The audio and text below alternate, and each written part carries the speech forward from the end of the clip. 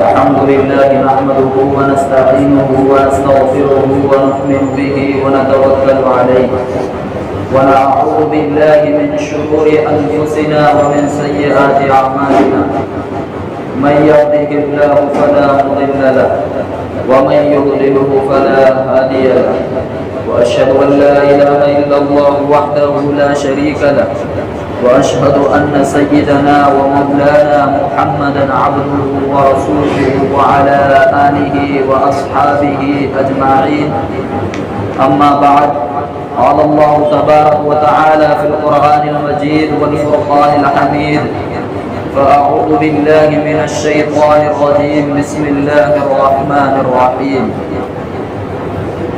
أفحسبتم أنما خلقناكم عبثا وأنكم إلينا لا ترجعون وقال الله تبارك وتعالى في موضع آخر الذي خلق الموت والحياة ليبلوكم أيكم أحسن عملا صدق الله العظيم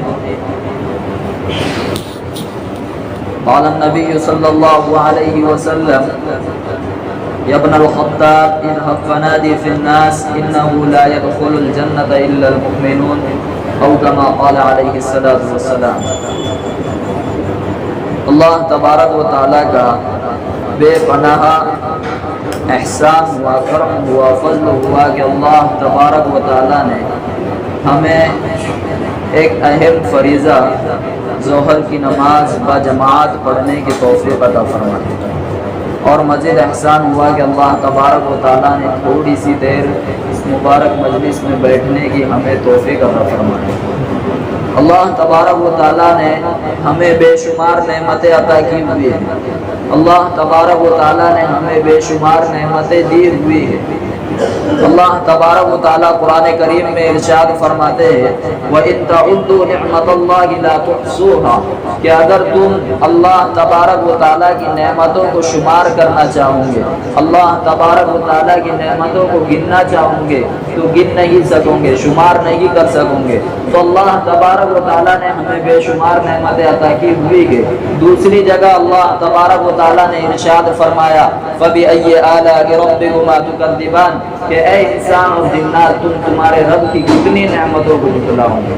تو اس آیت سے پتہ چلا کہ اللہ تبارک و تعالیٰ نے بے شمار نعمتیں ہمیں عطا کی ہوئی ہے، لامحدود نعمتیں اللہ تبارک و تعالیٰ نے بے شمار نعمتیں عطا کی ہوئی ہیں۔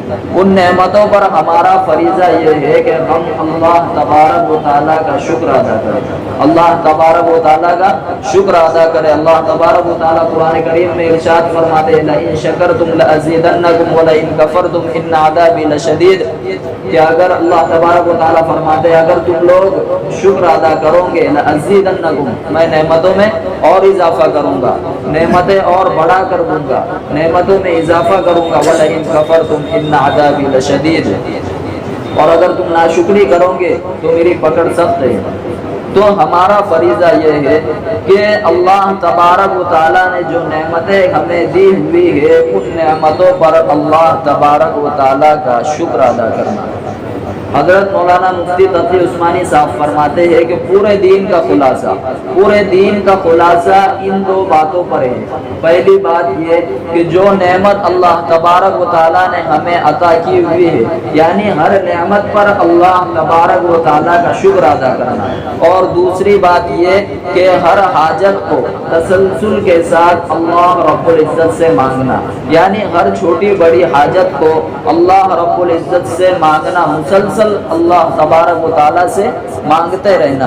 تو حضرت نے فرمایا کہ پورے دین کا خلاصہ ان دو باتوں پر ہے۔ پہلی بات نعمتوں پر اللہ تبارک و تعالیٰ کا شکر ادا کرنا، دوسری بات ہر حاجت کو اللہ تبارک و تعالیٰ سے مانگنا، یہاں تک کہ جوتے کا تسمہ ہی کیوں نہ ہو اس کو بھی اللہ تبارک و تعالیٰ سے مانگنا، ہر چھوٹی بڑی حاجت کو اللہ تبارک و تعالیٰ سے مانگنا۔ تو اللہ تعالیٰ نے ہمیں بے شمار نعمتیں عطا کی ہوئی ہیں، ان میں جو سب سے قیمتی نعمت اللہ تبارک و تعالیٰ نے ہمیں دی ہے وہ نعمت ہے ایمان کی، وہ نعمت ہے ایمان کی۔ حدیث میں اللہ کے نبی نے فرمایا کہ جب تک اس دنیا میں ایک بھی اللہ اللہ کہنے والا باقی رہے گا، اللہ تبارک و تعالیٰ اس نظام کو چلائیں گے، اس نظام کو چلائیں گے، یعنی ایک ایمان والے کی بدولت، ایک ایمان والے کی بدولت، ایک ایمان والے کے لیے اللہ تبارک و تعالیٰ اتنے بڑے نظام کو قائم رکھیں گے، اتنے بڑے نظام کو چلاتے رہیں گے صرف ایک ایمان والے کی وجہ سے۔ تو یہ ایمان والے کی قدر و قیمت اللہ تبارک و تعالیٰ کے نزدیک ہے۔ اللہ تبارک و تعالیٰ نے قرآن کریم میں فرمایا وَالْعَصْرِ إِنَّ الْإِنسَانَ لَفِي خُسْرٍ إِلَّا الَّذِينَ آمَنُوا وَعَمِلُوا الصَّالِحَاتِ وَتَوَاصَوْا بِالْحَقِّ وَتَوَاصَوْا بِالصَّبْرِ۔ اللہ تبارک و تعالیٰ زمانے کی قسم کھا کر فرما رہے ہیں، زمانے کی قسم کھانا یہ اس بات کی دلیل ہے کہ اللہ تبارک و تعالیٰ وقت کی اہمیت کو بتا رہے ہیں کہ وقت کتنا قیمتی ہے، وقت کتنا قیمتی ہے۔ اللہ تبارک و تعالیٰ وقت کی اہمیت کو بتلا رہے ہیں۔ تو اللہ تبارک و تعالیٰ نے زمانے کی قسم کھا کر کہا کہ قسم ہے زمانے کی، ان الانسان لفی خسر، تمام انسان نقصان اٹھانے والے ہیں، تمام انسان گھاٹے میں ہے، تمام انسان نقصان میں ہے، الا الذین آمنوا وعملوا الصالحات، مگر وہ لوگ جنہوں نے ایمان لائے، یعنی جو ایمان والے ہیں اور جنہوں نے اچھے اعمال کیے وہ نقصان اٹھانے والے نہیں ہے، وہ اس سے بری ہے۔ اللہ تبارک و تعالیٰ نے اس سورت میں 4 چیزیں بتائی، اور یہ 4 چیزیں جس کے اندر ہو وہ کامیاب ہے، دنیا میں بھی کامیاب ہے اور آخرت میں بھی کامیاب ہے۔ ہم سمجھتے ہیں جس کو دنیا کی مال و دولت مل گئی وہ کامیاب ہے، ہم سمجھتے ہیں جس کو دنیا کی عیش و عشرت مل گئی وہ کامیاب ہے، نہیں، بلکہ اللہ تبارک و تعالیٰ نے فرمایا جس کے اندر یہ 4 چیزیں موجود ہو وہ کامیاب۔ پہلی چیز ایمان، دوسری چیز اعمال صالحہ، تیسری چیز وتواصوا بالحق، ایک دوسرے کو حق بات کی تلقین کرنا، اور چوتھی فرمایا وتواصوا بالصبر، ایک دوسرے کو صبر کی تلقین کرنا۔ تو یہ 4 چیزیں جس کے اندر موجود ہو وہ دنیا میں بھی کامیاب ہے اور آخرت میں بھی کامیاب ہے۔ امام غزالی فرماتے ہیں انسان ازل سے نہیں ہے، انسان کا وجود ازل سے نہیں تھا لیکن ابد تک رہنے والا ہے، یعنی انسان ہمیشہ سے نہیں تھا لیکن ہمیشہ انسان کو رہنا ہے۔ اللہ تبارک و تعالیٰ ازل سے ہے ابد تک رہیں گے، یعنی ہمیشہ سے ہے ہمیشہ رہیں گے، لیکن انسان کا وجود ہمیشہ سے نہیں تھا۔ انسان کا وجود حضرت آدم علیہ السلام سے اسٹارٹ ہوا، حضرت آدم علیہ السلام سے شروع ہوا۔ تو امام غزالی فرماتے ہیں انسان ہمیشہ سے نہیں تھا لیکن ہمیشہ رہنا ہے۔ ہمیشہ کیسے رہنا ہے؟ عالم ارواح میں اللہ تبارک و تعالیٰ نے حضرت آدم علیہ السلام اور اس کے اولاد کی پشت سے قیامت تک جتنے لوگ ہوں گے، جتنے لوگ، تمام کو نکالا، تمام کی روحوں کو نکالا، عالم ارواح میں جمع کیا اور ہم سے ایک وعدہ لیا تھا الست بربکم، کیا میں تمہارا رب نہیں ہوں؟ اللہ تبارک و تعالیٰ نے کہا تھا الست بربکم، کیا میں تمہارا رب نہیں ہوں؟ تو تمام لوگوں نے کہا، یہودیوں نے کہا، نصرانیوں نے کہا، مشرکوں نے کہا، کافروں نے کہا، مسلمانوں نے کہا، مجوسیوں نے کہا، سب نے کہا قالوا بلا، کیوں نہیں، آپ ہی ہمارے رب ہو۔ تو اللہ تبارک و تعالیٰ نے ہم سے عالم ارواح میں ایک وعدہ لیا تھا کہ الست بربکم، کیا میں تمہارا رب نہیں ہوں؟ تمام لوگوں نے کہا تھا قالوا بلا۔ اللہ تبارک तबारक व तआला ने इतने पर नहीं छोड़ दिया, बल्कि अल्लाह तबारक व तआला ने हमें आजमाने के लिए इस दुनिया में भेजा है। अहसिबन नास अन युतरकू अन यक़ूलू आमन्ना, क्या लोग ये गुमान करते हैं कि उन्हें छोड़ दिया जाएगा जबकि वो ये कहे कि अन यक़ूलू आमन्ना, कि हम ईमान ले आए, वहुम ला युफ्तनून, नहीं बल्कि उन्हें आजमाया जाएगा। तो अल्लाह तबारक व तआला ने हमें आजमाने के लिए इस दुनिया में भेजा है। अल्लाह तबारक व तआला ने दूसरी जगह फरमाया कि वलक़द फतन्ना, कि अलबत्ता हमने आपसे पहले लोगों को भी आजमाया है, यानी इस उम्मत से पहली उम्मतों को भी अल्लाह तबारक व तआला ने आजमाया है। अल्लाह तबारक व तआला ने आजमाने के लिए इस दुनिया में हमें भेजा है। ये दुनिया दारुल इम्तिहान है, यहाँ पर हमें इम्तिहान देना है। हदीस में आता है अद्दुनिया मज़रअतुल आखिरा, हदीस में आता है अल्लाह के नबी ने फरमाया अद्दुनिया मज़रअतुल आखिरा, दुनिया आखिरत की खेती है, दुनिया आखिरत की खेती है। अगर किसान खेती में अच्छी से मेहनत करता है, अच्छी तरह उसमें मेहनत करता है, अच्छी उसकी देखभाल करता है, तो उससे फायदा हासिल होता है, उससे नफा हासिल करता है। ऐसी अगर हम इस दुनिया को आखिरत के लिए इस्तेमाल करेंगे, इस दुनिया को आखिरत के लिए इस्तेमाल करेंगे, तो फिर ये दुनिया भी हमारे लिए फायदेमंद साबित होगी, ये दुनिया की जिंदगी भी हमारे लिए फायदेमंद साबित होगी। क्योंकि हदीस में आता है खुलिक़तिद दुनिया लकुम व खुलिक़तुम लिल आखिरा, कि दुनिया तुम्हारे लिए पैदा की गई, दुनिया तुम्हारे लिए पैदा की गई और तुम आखिरत के लिए पैदा किए गए। तो जब हम आखिरत के लिए पैदा किए गए तो हमें आखिरत के लिए कोशिशें करनी होंगी, आखिरत के लिए ज़्यादा माश, यानी हमें वहाँ रहने का तोशा हमें साथ में ले जाना होगा, ज़्यादा माश हमें साथ में ले जाना होगा। वहाँ पर हमें वहाँ जाने के लिए यहाँ पर पहले हमें मेहनतें करनी होंगी, यहाँ पर हमें आखिरत की तैयारी करनी होगी। क्योंकि अल्लाह के नबी ने फरमाया आखिरत के लिए तुम पैदा किए गए और दुनिया तुम्हारे लिए पैदा की गई। तो जितनी दुनिया मुकद्दर में होंगी उतनी हर एक को मिलकर रहेंगी। खुतबे में मैंने जो आयत करीमा तिलावत की है उसमें अल्लाह तबारक व तआला इरशाद फरमाते हैं अफ़ा हसिबतुम, क्या तुम लोग ये समझते हो, क्या तुम लोग ये गुमान करते हो कि अन्नमा खलक़नाकुम अबसा, कि तुम बेकार पैदा किए गए हो, क्या तुम बेकार पैदा किए गए हो, व अन्नकुम इलैना ला तुरजाऊन, और क्या तुम हमारी तरफ नहीं लौटाए जाओगे। तो अल्लाह तबारक व तआला ने इस आयत करीमा में हमें दो बातें बताई, इस आयत करीमा में दो बातें हमें बताई है। पहली बात ये कि हम किसी न किसी मकसद के तहत पैदा किए गए, किसी न किसी मकसद के लिए हम पैदा किए गए, और दूसरी बात ये कि हमें अल्लाह तबारक व तआला की तरफ लौटना है, अल्लाह तबारक व तआला की तरफ हमें लौटना है। तो पहली बात जिस मकसद के लिए हम पैदा किए गए वो मकसद भी अल्लाह तबारक व तआला ने हमें बता दिया, वमा खलक़तुल जिन्न वल इंस इल्ला लियअबुदून। अल्लाह तबारक व तआला कुरान करीम में इरशाद फरमाते हैं मैंने इंसान और जिन्नात को मेरी इबादत के लिए पैदा किया। किसके लिए पैदा किया? इबादत के लिए पैदा किया। और इबादत का माना है इताअत, अल्लाह और उसके रसूल की इताअत, अल्लाह के हुक्मों की इताअत, नबी के तरीके के मुताबिक जिंदगी। क्योंकि अल्लाह की मोहब्बत भी हुजूर सल्लल्लाहु अलैहि वसल्लम के तरीके में। अल्लाह तबारक व तआला खुद कुरान करीम में इरशाद फरमाते हैं कुल इन कुंतुम तुहिब्बूनल्लाह फत्तबिऊनी युहिब्बुकुमुल्लाह, कि ऐ नबी जी आप कह दीजिए लोगों से कि ऐ लोगों अगर तुम अल्लाह से मोहब्बत करना चाहते हो, अगर तुम अल्लाह से मोहब्बत करना चाहते हो तो मेरी इत्तिबा करो। यानी अगर हमें अल्लाह से मोहब्बत करना है तो नबी की इत्तिबा करनी होगी, नबी के तरीके के मुताबिक हमें जिंदगी गुजारनी होगी। सहाबा रज़ियल्लाहु अन्हुम अजमईन ने नबी के तरीके के मुताबिक जिंदगी गुजारी तो अल्लाह तबारक व तआला ने उनकी तारीफ कुरान में की। ऐसे ही अल्लाह तबारक व तआला ने उन्हें कुरान में तारीफ उनकी नहीं की, बल्कि उन्होंने अपनी जिंदगी को नबी के तरीके के मुताबिक गुजारा था। तो अल्लाह तबारक व तआला ने रज़ियल्लाहु अन्हुम व रज़ू अन्हु उन्हें मुजदा सुनाया। कहीं फरमाया उलाइका हुमुल मुफ्लिहून, कहीं फरमाया उलाइका हुमुस सादिकून, कहीं फरमाया उलाइका हुमुल फाइजून। कब? जब इन्होंने अपनी जिंदगी को हुजूर के तरीके के मुताबिक गुजारा था। अल्लाह के नबी ने हदीस में फरमाया जो मुझसे मोहब्बत करता है, जो मुझसे मोहब्बत करता है वो मेरे साथ जन्नत में होगा। और अल्लाह के नबी के साथ मोहब्बत क्या है? अल्लाह के नबी के तरीके के मुताबिक जिंदगी गुजारना। तो इमाम गजाली फरमाते हैं इंसान अज़ल से नहीं था लेकिन अबद तक रहने वाला है।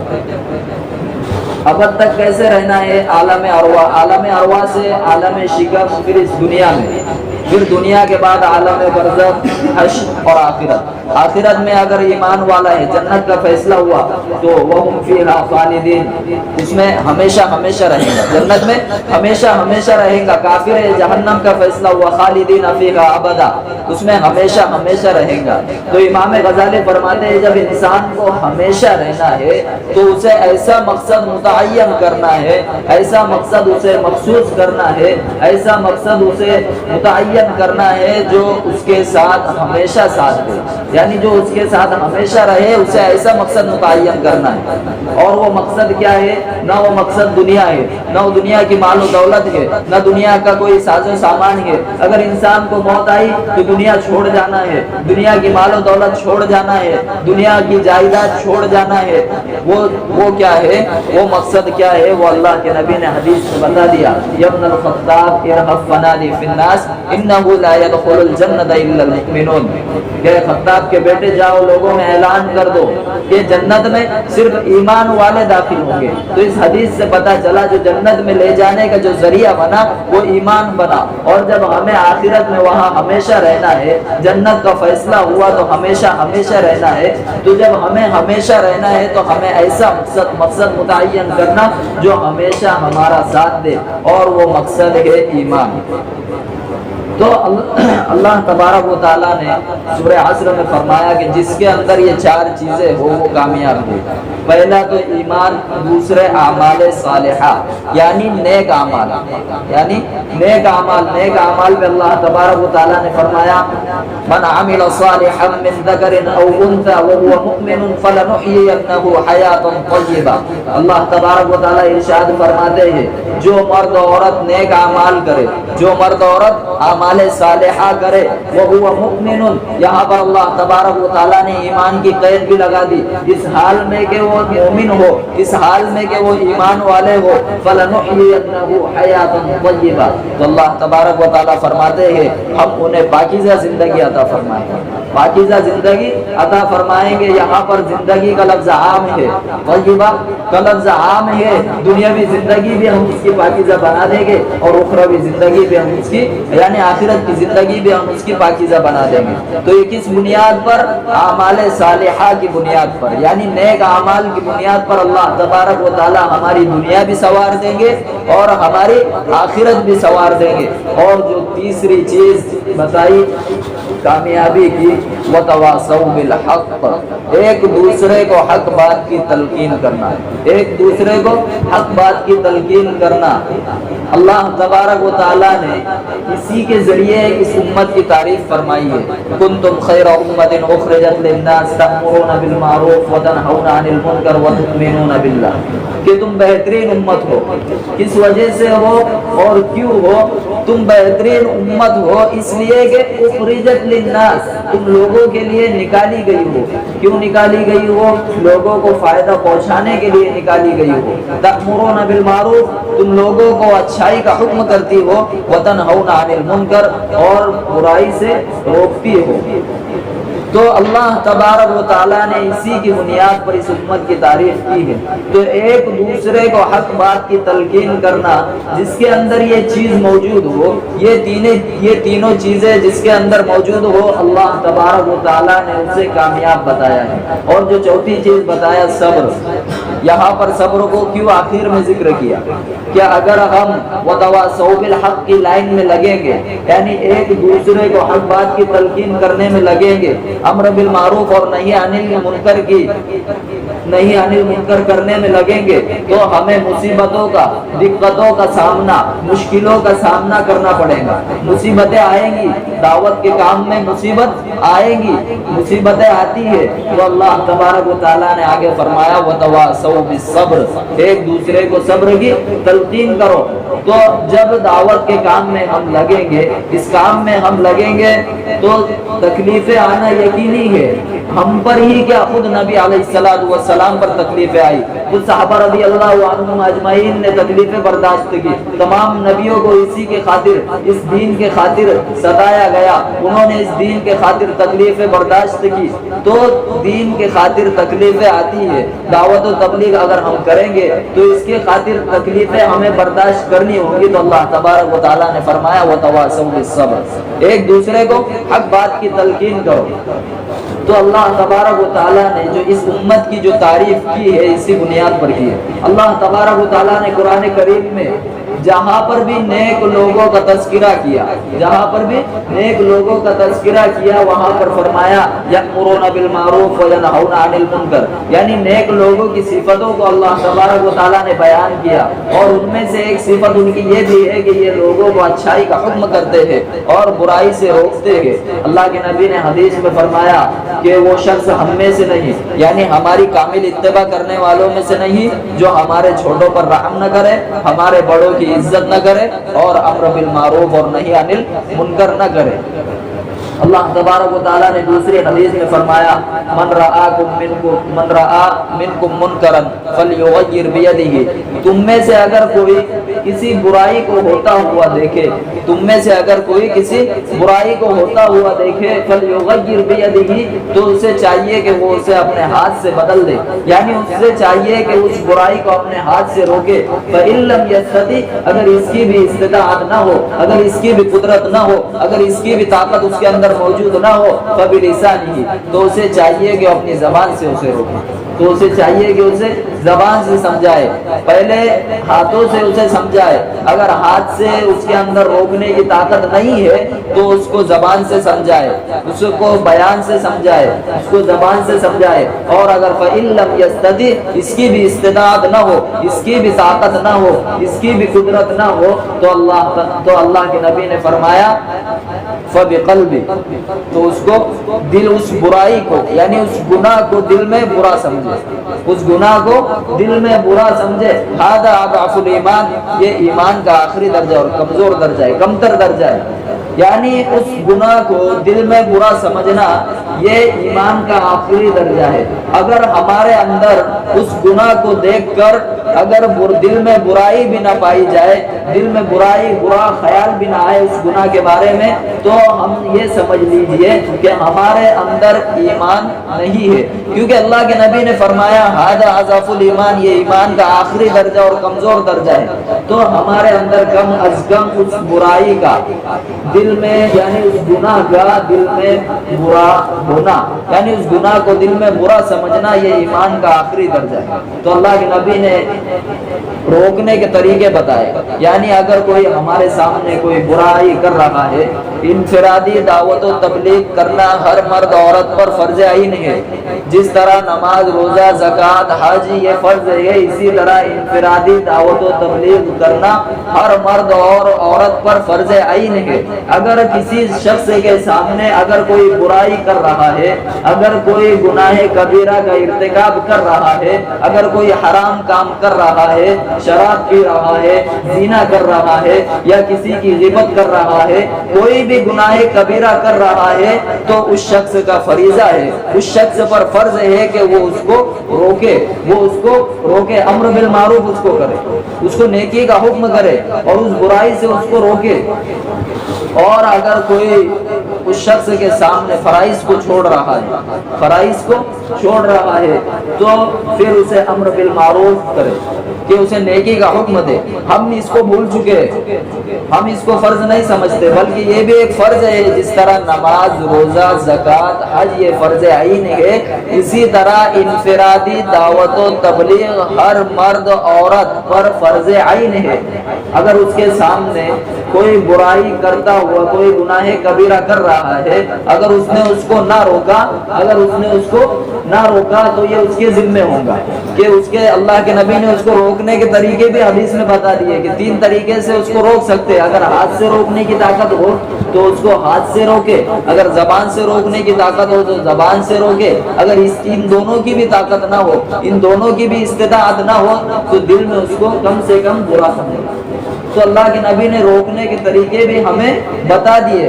تو یہ انفرادی دعوت و تبلیغ ہر مرد و عورت پر فرض عین ہے۔ ہم اس کو بھلا بیٹھے، ہمارے ذہنوں میں یہ ہے ہی نہیں۔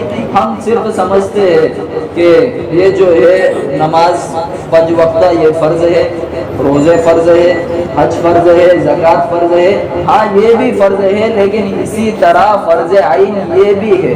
حضرت شیخ نے فضائل ذکر میں، فضائل اعمال میں ایک واقعہ لکھا ہے، ایک مثال سے اس بات کو سمجھایا ہے کہ حضرت شیخ نے فرمایا کہ ایک کشتی ہے، سمندر میں ایک کشتی ہے اور اس کے 2 منزلیں ہیں۔ اگر نیچے والے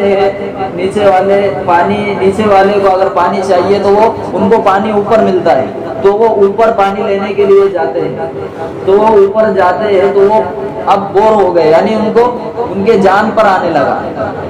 تو انہوں نے سوچا چلو ہم کشتی میں چھید کر کے پانی نیچے سے نکال لیں گے۔ اگر اوپر والوں نے انہیں نہ روکا تو ان کے ساتھ خود وہ بھی ہلاک ہوں گے۔ اسی طرح اگر ہم نے کسی کو نہیں روکا تو ہم خود اسی کے ساتھ ہلاک ہوں گے۔ اللہ کے نبی نے ازواج مطہرات میں سے کسی نے اللہ کے نبی سے پوچھا، غالباً حضرت عائشہ یا کوئی اور ہو، پوچھا اللہ کے نبی کیا اس امت پر فتنے فساد کا وقت ہوگا اور اس امت پر ہلاکت آئے گی، یعنی اللہ تبارک و تعالیٰ کا عذاب آئے گا، جبکہ اس امت میں کچھ اچھے لوگ بھی موجود ہوں گے؟ تو اللہ کے نبی نے فرمایا کہ ہاں اچھے لوگ بھی موجود ہوں گے، فتنہ اور فساد کا زمانہ ہوگا، لیکن وہ اچھے لوگ ان کو اس کام سے نہیں روکتے ہوں گے، یعنی امر بالمعروف اور نہی عن المنکر نہیں کرتے ہوں گے، تو اللہ تبارک و تعالیٰ کا عذاب ان پر مسلط ہوگا۔ تو جس طرح اگر وہ اوپر والوں نے، اگر وہ نیچے والے کشتی والوں کا اگر نہیں روکا تو وہ خود ان کے ساتھ ہلاک ہوں گے، اگر اسی طرح ہم نے ان کو نہیں روکا جو گناہ کبیرہ کا ارتکاب کر رہا ہے، جو گناہ کبیرہ کر رہا ہے، یعنی اگر ہم امر بالمعروف اور نہی عن المنکر نہیں کریں گے تو ہم بھی اسی طرح ہلاک ہوں گے، اللہ کے نبی نے تو خطبے میں نے جو آیت کریمہ تلاوت کی ہے اس میں اللہ تبارک و تعالیٰ نے ہمیں 2 چیزیں بتائی۔ پہلی چیز تو یہ ہے کہ ہمیں کسی نہ کسی مقصد کے تحت پیدا کیا گیا، اور دوسری چیز یہ ہے کہ ہمیں اللہ تبارک و تعالیٰ کی طرف لوٹنا ہے۔ ہم نے اس چیز کو بھلا بیٹھے، ہم نے اس چیز کو اپنے ذہنوں سے، اپنے دل و دماغ سے ہم نے اسے نکال دیا ہے۔ ہم صرف سمجھتے ہیں ہم یہ دنیاوی زندگی ایک دم عیش و آرام سے گزار رہے ہیں، ہم نے اس کو وطن اصلی سمجھ لیا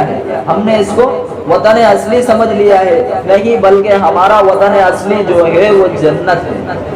وطن اصلی کون سا ہوتا ہے؟ وطن اصلی وہ ہوتا ہے جو باپ کا ہو۔ تو اللہ تبارک و تعالیٰ نے فرمایا وَإِذْ قُلْنَا يَا آدَمُ اسْكُنْ أَنْتَ وَزَوْجُكَ الْجَنَّةَ وَكُلَا مِنْهَا رَغَدًا حَيْثُ شِئْتُمَا۔ اللہ تبارک و تعالیٰ ارشاد فرماتے ہیں قرآن کریم میں، جب ہم نے آدم علیہ السلام سے کہا کہ اے آدم اسکن، تم رہو جنت میں، تو اللہ تبارک و تعالیٰ نے حضرت آدم علیہ السلام کو جنت میں رہنے کا حکم دیا۔ تو حضرت آدم علیہ السلام ہمارے باپ ہے، تو اس حساب سے ہمارا وطن اصلی، جو اصلی رہنے کا جو مقام ہے وہ جنت ہے۔ اللہ تبارک و تعالیٰ نے ہماری جان اور مال کو جنت کے بدلے میں خرید لیا ہے، جنت کے بدلے میں اللہ تبارک و تعالیٰ نے ہماری جان اور مال کو خرید لیا ہے۔ یہ جو جان اور مال ہماری جو یہ جان اور مال ہے یہ ادار کا مال ہے، یہ استعار کا مال ہے، یعنی یہ ادار کا مال ہے۔ یہ جان اور مال یہ ہماری ملکیت نہیں ہے، اس کا کوئی اور مالک ہے، اس کی مثال ایک ایسی ہے کہ 2 بھائی ہیں، تو ایک بھائی جاب پر جاتا ہے، اس کے آفس میں جاب ہے، جاب کے لیے جاتا ہے، تو اس کی استری خراب ہو گئی، تو اس کی بیوی نے دوسرے بھائی کے پاس سے جا کر استری لے آئی۔ اب جب اس نے استری لے آئی تو جب اس کے شوہر کو آفس جانا تھا تو آفس کے لیے اس کی پریس نہیں ہوئی، تو پریس کرنے کے لیے استری لے آئی، اور جب استری وہ کریں گی تو صرف اسی کے شوہر کی کریں گی نہیں، بلکہ وہ اس کی بھی کریں گی، شوہر کے 2-3 لباسوں کی کریں گی، خود اس کے کپڑوں کی کریں گی، خود بچوں کے کپڑوں کی کریں گی، کیونکہ اسے پتا ہے کہ ادار کا مال ہے، جتنا ہو سکے ہمیں زیادہ سے زیادہ استعمال کرنا ہے، کیونکہ ہماری اس قریب بننے میں 3 یا 4 دن لگ جائیں گے، تو ہمیں زیادہ سے زیادہ اس سے فائدہ اٹھانا چاہیے۔ تو یہ جسم بھی ہمارا ادار کا مال ہے، یہ جسم بھی ہمارا ادار کا مال ہے، اس کو اللہ کی عبادت میں ہمیں تھکانا چاہیے، اللہ کی عبادت میں اسے تھکانا چاہیے۔ تھکاوٹ ختم ہو جاتی ہے لیکن اجر باقی رہتا ہے۔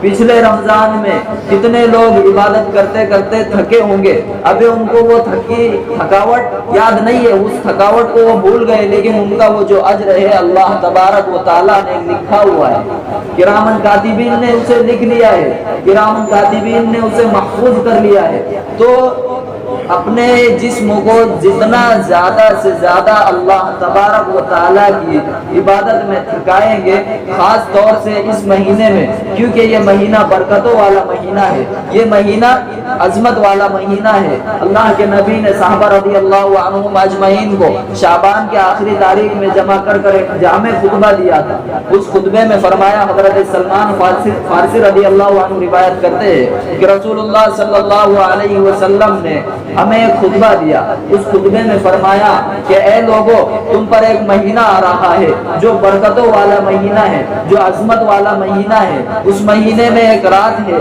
یعنی شب قدر، وہ 1000 مہینوں سے بہتر ہے، 1000 مہینوں سے بہتر ہے۔ اللہ تبارک و تعالیٰ نے اس کے دن کو یعنی اس کے روزے کو تم پر فرض کیا ہے، اس کے روزے کو تم پر فرض کیا ہے، اور اس کے قیام کو یعنی تراویح کو غیر فرض یعنی سنت کیا ہے۔ تو اللہ کے نبی نے اس رات شعبان کے آخری رات ایک جامع خطبہ دیا۔ اس خطبے میں فرمایا کہ یہ مہینہ غم خاری کا مہینہ، ہمدردی کا مہینہ ہے، یہ مہینہ صبر کا مہینہ ہے، اور صبر کا بدلہ جنت ہے، صبر کا بدلہ جنت ہے۔ اللہ تبارک و تعالیٰ صبر کرنے والوں کے ساتھ ہے۔ خود اللہ تبارک و تعالیٰ ارشاد فرماتے ہیں، یا ایھا الذین آمنوا استعینوا بالصبر والصلاۃ ان اللہ مع الصابرین، کہ اے ایمان والو تم مدد حاصل کرو نمازوں کے ذریعے، تم مدد حاصل کرو صبر کے ذریعے۔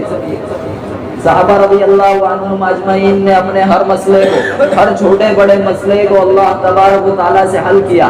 جب بھی انہیں کوئی مسئلہ پیش آتا، جب بھی انہیں کوئی مسئلہ پیش آتا، وہ مصلی بچھاتے اور مصلی بچھا کر اللہ کے حضور کھڑے ہو کر، اللہ کے حضور کھڑے ہو کر اللہ سے اپنے مسئلے کو حل کراتے، اپنے مسئلے کو حل کراتے۔ ہماری نمازوں میں وہ جان اب نہیں ہے، کیونکہ ہم نمازوں کو خشوع خضوع سے نہیں پڑھتے، ہم نمازوں کو خشوع خضوع سے نہیں پڑھتے۔ اللہ تبارک و تعالیٰ نے فرمایا قد افلح المؤمنون، البتہ وہ ایمان والے کامیاب ہے، البتہ وہ مومن لوگ کامیاب ہے، الذین هم فی صلاتهم خاشعون، جو اپنی نمازوں میں خشوع خضوع اختیار کرتے ہیں۔ تو اللہ تبارک و تعالیٰ نے کسے کامیاب کہا؟ جو اپنی نمازوں کو خشوع اور خضوع کے ساتھ کہتے ہیں۔ تو خیر میں عرض کر رہا تھا کہ اللہ کے نبی نے آخری شعبان کے آخری تاریخ کو ایک جامع خطبہ دیا، اس میں فرمایا کہ یہ جو مہینہ تم پر آ رہا ہے یہ برکتوں والا مہینہ ہے، اس کا پہلا حصہ رحمت ہے، یعنی پہلا عشرہ رحمت ہے، دوسرا عشرہ مغفرت ہے، تیسرا عشرہ جہنم سے خلاصی ہے یعنی چھٹکارا ہے۔ تو ہمیں زیادہ سے زیادہ پہلے عشرے میں اللہ تعالیٰ کی رحمت کو طلب کرنا چاہیے، دوسرے عشرے میں ہمیں اپنی مغفرت کروانی چاہیے۔ اللہ کے نبی ممبر پر چڑھے، صحابہ کو قریب کیا، اللہ کے نبی جیسے ممبر کی پہلی سیڑھی پر چڑھے آمین کہا، دوسری سیڑھی پر چڑھے آمین کہا، تیسری پر چڑھے آمین کہا۔ صحابہ نے پوچھا کہ کیا معاملہ؟ اللہ کے نبی نے کہا، صحابہ نے کہا کہ ہم نے آپ کو اس سے پہلے کبھی ایسا کرتے ہوئے نہیں دیکھا۔ تو اللہ کے نبی نے فرمایا کہ جبرائیل امین میرے پاس آئے اور کہا کہ ہلاک ہو جائے وہ شخص جس کے سامنے رمضان کا مہینہ آئے اور وہ اپنی مغفرت نہ کرائے۔ تو اللہ کے نبی نے کہا آمین، اور دوسری سیڑھی پر جب چڑھے تو حضرت جبرائیل علیہ السلام نے کہا ہلاک ہو جائے وہ شخص جس کے سامنے میرا تذکرہ آئے اور وہ مجھ پر درود نہ بھیجے۔ تو اللہ کے نبی نے کہا آمین، تیسری سیڑھی پر چڑھے تو کہا آمین۔ تو اللہ کے حضرت جبرائیل علیہ السلام نے کہا کہ ہلاک ہو جائے وہ شخص جس کے والدین موجود ہو یا ان دونوں میں سے ایک موجود ہو اور جو بڑھاپے کو پہنچا ہو اور اولاد اس کی خدمت نہ کرے، اولاد اس کی فرما برداری نہ کرے۔ تو اللہ کے نبی نے فرمایا آمین۔ تو خود اتنا معزز مقرب فرشتہ کیا ان کی بددعا کم تھی اس پر، اور اللہ کے نبی نے آمین کہا تو یہ بددعا اور زیادہ سخت ہو گئی، اور زیادہ سخت ہو گئی۔ تو اللہ کے نبی نے فرمایا کہ بد نصیب ہے وہ شخص، ایک حدیث میں فرمایا بد نصیب ہے وہ شخص جس کے سامنے رمضان کا مہینہ آئے اور وہ اپنی مغفرت نہ کرائے۔ تو یہ جو مہینہ ہے یہ ہمدردی غمخواری کا مہینہ ہے، یہ صبر کا مہینہ ہے، یہ مغفرت کا مہینہ ہے، یہ برکتوں کا مہینہ ہے۔ تو اس میں زیادہ سے زیادہ ہمیں اللہ تبارک و تعالیٰ کی عبادت کرنی ہوگی، اللہ تبارک و تعالیٰ کی عبادت ہمیں اس میں زیادہ سے زیادہ کرنی ہوگی، کیونکہ اسی مقصد کے تحت ہم پیدا کیے گئے، اسی مقصد کے لیے ہم پیدا کیے گئے۔ الذی خلق الموت والحیات لیبلوکم ایکم احسن عملا، اللہ تبارک و تعالیٰ ارشاد فرماتے ہیں وہ ذات جس نے موت کو اور زندگی کو پیدا کیا، وہ ذات جس نے موت کو اور زندگی کو پیدا کیا، کیوں پیدا کیا؟ کیوں پیدا کیا؟ لیبلوکم، تاکہ وہ تمہیں آزمائے، تاکہ وہ تمہیں آزمائے، ایکم احسن عملا، کہ تم میں سے کون اچھے عمل کرتا ہے اور کون برے عمل کرتا ہے۔ تو اللہ تبارک و تعالیٰ نے ہمیں آزمانے کے لیے، ہمیں عبادت کے لیے اس دنیا میں بھیجا ہے۔ یہ دنیا دار الامتحان ہے، یہاں پر ہمیں امتحان دینا ہے، اور یہاں پر امتحان دینے کے بعد اس کا رزلٹ ہمیں آخرت میں ملے گا۔ جس طرح ہمیں پورے سال کا رزلٹ سالانہ میں ملتا ہے، اسکولوں کا رزلٹ سالانہ میں ملتا ہے، مدارس کا رزلٹ سالانہ میں ملتا ہے، اسی طرح ہمیں اس کا رزلٹ آخرت میں ملے گا۔ تو اس دنیا کی زندگی کو ہم جتنا سے جتنا زیادہ آخرت کے لیے استعمال کریں گے، یہ دنیاوی زندگی ہمارے لیے فائدہ مند ثابت ہوگی، یہ دنیا کی زندگی ہمارے لیے فائدہ مند ثابت ہوگی۔ حضرت جی مولانا انعام الحسن صاحب فرماتے ہیں کہ تم زندگی کو ایسی گزارو جیسے رمضان کو گزارتے ہیں، تم زندگی کو ایسی گزارو جیسے رمضان کو گزارتے ہیں، تو تمہاری موت ایسی آئے گی جیسی چاند رات، جیسے چاند کو اللہ، جیسے چاند کو دیکھنے کے لیے بے طلب انسان ہوتا ہے، تو تمہاری موت ایسے آئے گی۔ تو ہم نے سب سے پہلے اس مقصد کو تو ہم بھول ہی بیٹھے، موت کا محاذرہ یعنی موت آنا ہے، اس کا استحضار ہمارے اندر سے ختم ہو چکا ہے، ہمارے اندر سے اس کا استحضار نکل چکا ہے کہ اللہ تبارک و تعالیٰ ارشاد فرماتے ہیں کل نفس ذائقۃ الموت، ہر نفس کو موت کا مزہ چکھنا ہے۔ یہاں پر ترجمے میں یہ نہیں کہا کہ ہر نفس کو موت آنی ہے، بلکہ کہا ہر نفس کو موت کا مزہ چکھنا ہے۔ یہاں پر علماء نے ایک نقطہ بیان کیا ہے کہ مزہ یا تو کڑوا ہوتا ہے یا پھر میٹھا ہوتا ہے۔ اگر ہم ایمان کے مطابق، اللہ کے نبی کے طریقے کے مطابق، اللہ کے فرمان کے مطابق زندگی گزاریں گے تو یہ مزہ میٹھا ہوگا، یہ مزہ میٹھا ہوگا، اور اگر غیروں کے طریقے کے مطابق ہم زندگی گزاریں گے تو پھر یہ مزہ کڑوا ہوگا۔ اللہ تبارک و تعالیٰ نے قرآن کریم میں ارشاد فرمایا یا ایھا الذین آمنوا ادخلوا فی السلم کافہ، کہ اے ایمان والو تم اسلام میں پورے پورے داخل ہو جاؤ۔ کیا مطلب پورے پورے داخل ہو جاؤ؟ یعنی ہمیں ہر کام کو شریعت کے ذیل میں کرنا ہوگا، شریعت کے اندر کرنا ہوگا۔ جیسے ہم صرف عبادت کرتے ہیں شریعت کے مطابق، ہم صرف عبادت کرتے ہیں شریعت کے مطابق، تجارت کرتے ہیں غیروں کے طریقے کے مطابق، اور ہمارا جو معاشرہ ہے، جو رہن سہن ہے، معاملات یہ ہم انہیں یہود اور نصارہ کے طریقے کے مطابق کرتے ہیں، نہیں بلکہ ہمیں عبادت بھی شریعت کے مطابق، تجارت بھی شریعت کے مطابق، اور جو ہمارا معاملات ہے، اخلاقیات ہے، وہ بھی ہمارے شریعت کے مطابق ہونا چاہیے۔ تو اللہ نے فرمایا تم پورے پورے داخل ہو جاؤ، یعنی ہر کام کو ہمیں اللہ کے نبی کے طریقے کے مطابق کرنا ہوگا۔ اللہ کے نبی کے طریقے میں 100% دنیا میں بھی کامیابی ہے اور آخرت میں بھی کامیابی ہے، اور غیروں کے طریقے میں دنیا میں بھی 100% کا ناکامی ہے اور آخرت میں بھی 100% ناکامی ہے۔ ہم نے غیروں کو اپنا ماڈل بنا لیا ہے، ہیرو ہیروئن کو اپنا ماڈل بنا لیا ہے، سپر اسٹار کو اپنا ماڈل بنا لیا ہے، نہیں بلکہ ہمارے جو ماڈل ہے، جو ہمارے آئیڈیل ہے، تو اللہ تبارک و تعالیٰ نے فرمایا تمہارے آئیڈیل، تمہارے ماڈل حضور صلی اللہ علیہ وسلم کی زندگی ہے۔ حضور صلی اللہ علیہ وسلم کی زندگی کو اللہ تبارک و تعالیٰ نے رہتی دنیا تک یعنی قیامت تک جتنے لوگ آئیں گے تمام کے لیے ماڈل اور نمونہ بنایا ہے۔ تو ہمیں اپنا نمونہ حضور صلی اللہ علیہ وسلم کی زندگی ہے، ہم نے سمجھ لیا ہے، ہم نے غیروں کو اپنی زندگی کا ماڈل بنا لیا ہے، ہم ان کے نقش قدم پر چلتے ہیں، ہم ان کی پیروی کرتے ہیں۔ نہیں، جبکہ پیروی ہم کس کی کرنی چاہیے؟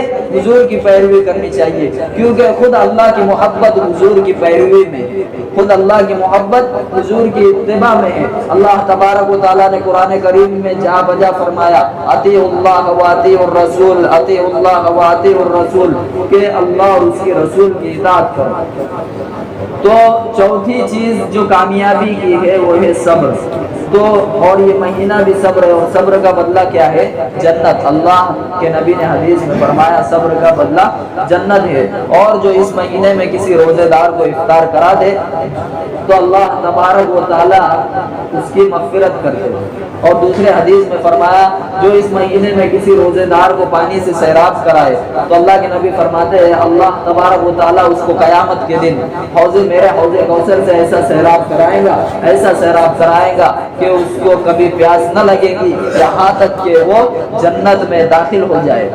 تو یہ جو مہینہ ہے یہ نیکیوں کا سیزن کا مہینہ ہے۔ اس مہینے میں ہمیں زیادہ سے زیادہ، خاص طور پر ہم اس مہینے میں اپنے مقصد زندگی کو، یعنی جس مقصد کے لیے ہم بھیجے گئے، مقصد خلقت کو، جس مقصد کے لیے ہم پیدا کیے گئے، اس کو مد نظر رکھتے ہوئے کم سے کم اس مہینے میں ہم زیادہ سے زیادہ اللہ تبارک و تعالیٰ کی عبادت کریں۔ تو یہ جو مہینہ ہے یہ برکتوں کا مہینہ ہے، یہ رحمتوں کا مہینہ ہے، یہ معافی کا مہینہ ہے، یہ مغفرت کا مہینہ ہے۔ اللہ کے نبی نے فرمایا اس مہینے میں 4 چیزیں ایسی ہیں، 2 چیزیں ایسی ہیں جس سے تم اللہ کو راضی کر سکتے ہو، ایک ہے کلمہ طیبہ اور استغفار کی کثرت، اور 2 چیزیں ایسی ہیں جس سے تم کبھی عاجز نہیں ہو، جس سے تم کبھی مستغنی نہیں ہو، یعنی بے نیاز نہیں ہو۔ وہ 2 چیزیں ہیں، پہلی چیز جنت کا سوال، دوسری چیز جہنم سے پناہ۔ تو ہمیں ان 4 چیزوں کو خاص طور سے اس مہینے میں زیادہ سے زیادہ ان 4 چیزوں کا تذکرہ کرنا چاہیے، زیادہ سے زیادہ ان 4 چیزوں کو مد نظر رکھتے ہوئے اللہ تبارک و تعالیٰ کی عبادت کرنی چاہیے۔ جس مقصد کے لیے ہم پیدا کیے گئے اس مقصد کو مد نظر رکھتے ہوئے ہم زیادہ سے زیادہ اللہ تبارک و تعالیٰ کی عبادت کریں۔ تو اور اس سے اچھا موقع کیا ہو سکتا ہے کہ اگر ہم خود اللہ کے راستے میں نکل جائے، 3 دن 10 دن 4 مہینے اگر ہم ابھی سے نکل جائے تو زیادہ سے زیادہ نہیں بلکہ مکمل وقت ہمارا اللہ تبارک و تعالیٰ کی عبادت میں صرف ہوگا۔ تو اپنی اپنی سہولیات کے حساب سے بتاؤ گے سر؟ میں بتاؤں جس میں علماء کرام بھی اس مجلس میں جو بیٹھے ہیں اور جس کا سال لگ چکا ہے دوسرے سال کے لیے لگائے، جس کا سال نہیں لگائے دوسرے سال کے لیے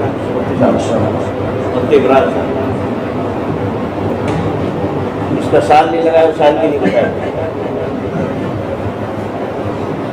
پانچ بیرونوا لگتا ہے جن کے 3 مرتبہ 3 چیزیں لگ رہ چکے ہیں